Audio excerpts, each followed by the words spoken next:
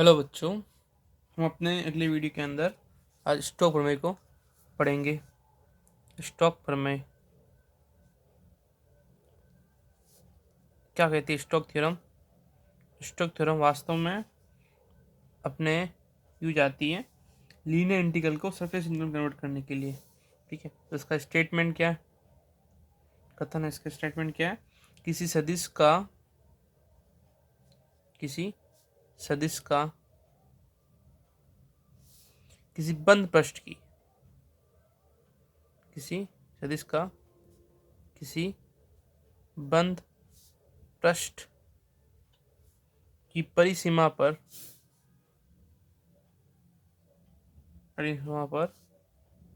रेखीय समाकलन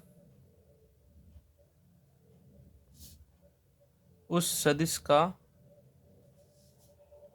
के कर्ल के पृष्ठीय समाकलन उस सदिश के कर्ल के पृष्ठीय समाकलन के तुल्य होती है, के बराबर होता है।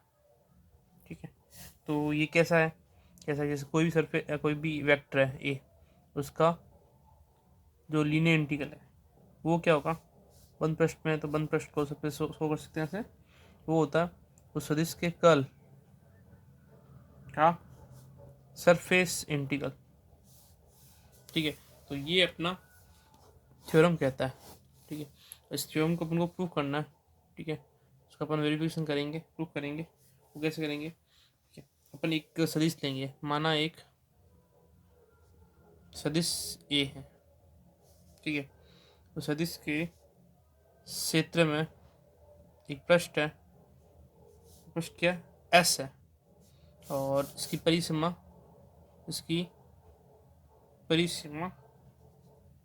सी है। ठीक है, किस तरह से? जैसे अपने पास में ये कोई सदिश हो गया, ये कोई अपने पास में पहले अपन परिसीमा ले लेते हैं। ठीक है ना, इस सदिश के अंदर ये अपन कोई भी परिसीमा ले लेते हैं।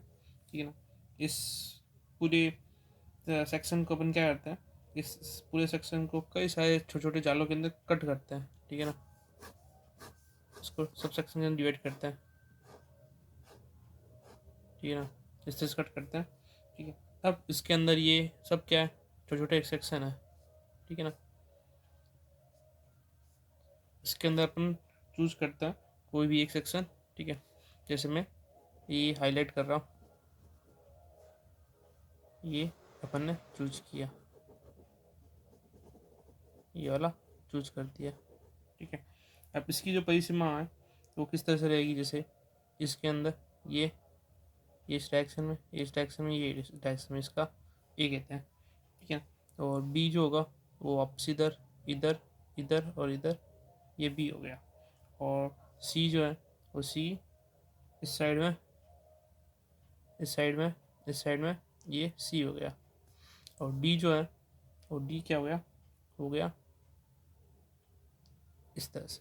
ठीक है, तो सबसे पहले इस परिसीमा के अंदर जो उपनिष्ठ भुजा है अपनी, जैसे ये उपनिष्ठ भुजा है। ठीक है ना, इस उपनिष्ठ भुजा के अंदर इस ए का जो सदिश है वो इस तरफ है, और इस डी का जो है ना इस तरफ है, तो ये इसको आपस में निरस्त कर देगा। और इस ए का बी से अपन करेंगे तो ये निरस्त हो जाएगा। तो जो केवल बाहरी परिसीमा है ना वही अपने पास में रहेगी। ठीक है, तो अपन ने क्या किया? अपन ने एक सदिश लिया, उसके अंदर उसको कई सारे छोटे छोटे सेक्शन के अंदर, जाल के अंदर विभाजित कर दिया। ठीक है, और उसके अंदर अपन ने एक जाल लिया ABCD। ठीक है, इस जाल के परिसीमा पर अपन को एक ही समांग याद करना है। ठीक है ना, तो इन जाल की जो उपनिष्ठ भुजा है ना, ये अंदर वाली भुजा है, वो आपस में कर देगी, एक दूसरे निरस्त कर देगी।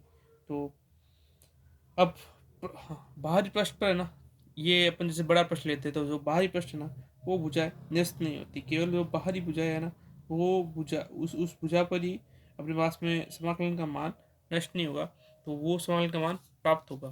तो ये जो बाहरी पृष्ठ से समाकलन का मान ना वो अपन को ज्ञात करना है। ठीक है, तो रेखा समाकलन करने के लिए अपन वही ज्ञात करेंगे। ठीक है, तो अपन ने क्या किया? अपन ने यही चीज़ मानी यहाँ पे कि जो संपूर्ण पृष्ठ के लिए एक समाकलन जो होगा ना, संपूर्ण पृष्ठ का रेखीय समाकलन का मान केवल पृष्ठ की परिसीमा पर रेखीय समाकलन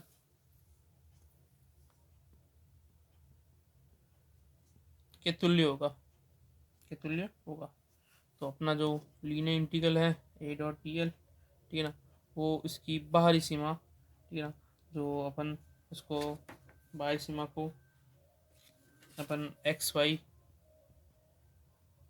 जेड और जेड एक्स प्लेन से भी शो कर सकते हैं, ठीक है ना। लीनियर इंटीग्रल है तो ये लाइन टू लाइन है, x to y, y to z, z to x, ठीक है। और ये इसका क्लोज बाउंड्री लीनियर इंटीग्रल रहेगा, ठीक है। इसको हम समीकरण 1 देते हैं। अब अपन को निकालना है कर्ल, ठीक है। तो अपन क्या कह रहे हैं, अपन इसको आगे कह रहे हैं कि जो कर्ल होता है वो कर्ल क्या होता है, ठीक है ना। समझने के बाद अपन कर्ल की बात करते हैं। कर्ल क्या होता है? कर्ल होता है किसी सदिश का रेखीय समाकलन प्रति इकाई क्षेत्रफल के अंदर, प्रति इकाई क्षेत्रफल में। वो क्या रहता है? उस सदिश का कर्ल कहलाता है, ठीक है। तो कर्ल निकालना है, इसे ए का कर्ल निकालना है, तो क्या होगा? रेखीय समाकलन। कौन सा रेखीय समाकलन? प्रति इकाई क्षेत्रफल के अंदर एरिया से डिवाइड कर लो, ठीक है। तो अपन ने एरिया इस तरह से लिख सकते हैं ए डॉट डी एल, ठीक है। एरिया को अपन कैसे नहीं दर्शा के यहाँ पे ऐसे दर्शाते हैं, सरफेस एरिया, ठीक है। तो del cross A equal to क्या हो जाएगा? A dot d l upon surface integral of d s. इसका अपन क्रॉस मल्टीप्लाई करेंगे तो क्या होगा? Surface integral of del cross A, ठीक है, इंटू डी एस। सामने क्या हो जाएगा अपने पास में? ए डॉट डी एल, ठीक है, डी इंटीग्रल इसका, ठीक है। अब ए डॉट डी एल ही क्या है? इसका क्लोज बाउंड्री सरफेस के अंदर है, ठीक है। तो अपन ए डॉट डी एल को इससे लिख सकते हैं, किससे? जैसे अपना समीकरण 2 है, ठीक है ना, समीकरण 2। तो एक और ये समीकरण 2, ए क्या कह रहा है आपको? ए dot d L linear integral, ये भी क्या है? लीनियर इंटीग्रल है, ठीक है। तो अपन इससे क्या कर सकते हैं? समीकरण 1 व समीकरण 2 से, ठीक है ना। समीकरण 1 क्या कह रहा है? ए डॉट डी एल की का लीनियर इंटीग्रल क्लोज बाउंड्री के अंदर हो जाएगा सरफेस इंटीग्रल किसका? Curl A cross A, curl A D S, ठीक है ना। अब वैसे इस D S, A D S vector के अंदर रहेगा यहाँ पे, ठीक है ना। डी एस वेक्टर के अंदर रहेगा सरफेस इंटीग्रल। ये अपना क्या है? स्टोक प्रमेय, ठीक है। तो स्टोक प्रमेय मेनली करता क्या है? ये करता है अपने जो रेखीय समाकलन को क्षेत्रीय समाकलन में कन्वर्ट करता है, ठीक है। अब रेखीय समाकलन के अंदर तो सीधा अपन ने ए डॉट डी एल किया, क्षेत्रीय पृष्ठ समाकलन में बदलने के लिए क्या होगा इसके अंदर? इसका कर्ल का क्षेत्रीय समाकलन इसके रेखीय समाकलन के तुल्य होता है। तो किसी भी सदिश का कर्ल का क्षेत्रीय समाकलन उस सदिश के रेखीय समाकलन के बराबर होता है, ठीक है ना। ये अपना स्टोक प्रमेय कह रहा है, इसको अपन आगे भी यूज में लेंगे, ठीक है।